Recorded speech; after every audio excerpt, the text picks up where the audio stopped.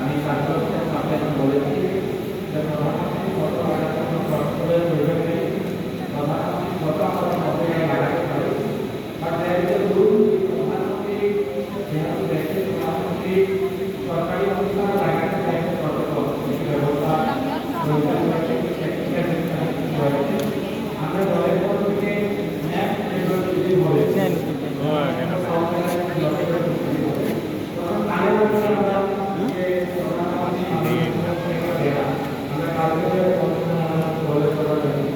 এই ব্যাপারটা আপনারা এখানে লাগাতে পারেন তো আমরা যখন এই অনুষ্ঠানে আপনারা আমরা জানি আজকে এই অনুষ্ঠান মাননীয় প্রধানমন্ত্রীজি 12 বছরের কার্যকাল দেশে দুইজন প্রধানমন্ত্রী যারা একটু দীর্ঘ সময় দেশের শাসন ব্যবস্থা ছিলেন প্রধানমন্ত্রীর দায়িত্ব ছিলেন তার মধ্যে একজন দেশের প্রধানমন্ত্রী হিসেবে দায়িত্ব পালন করেছিলেন কিন্তু উনাকে 16 বছরের কার্যকাল এই কার্যকালের 5 বছর উনি সিলেকশনের মাধ্যমে নির্বাচিত ছিলেন 12 বছর উনি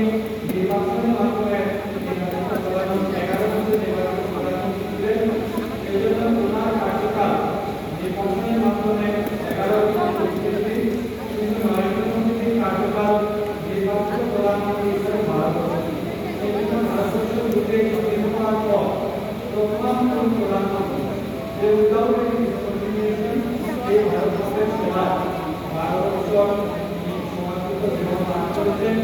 এই জন্য এই প্রধানমন্ত্রী যে প্রধানমন্ত্রী দেশকে এগিয়ে নেওয়ার কাজে দিনরাত কাজ করেন আজকে এই বছর থেকে দাঁড়িয়ে এই ভারতের এই যশস্বী প্রধানমন্ত্রী ভারত মাতার এই অনুষ্ঠানে আমরা সবাই মিলে বিজয় এবং সুস্থতা কামনা এই যে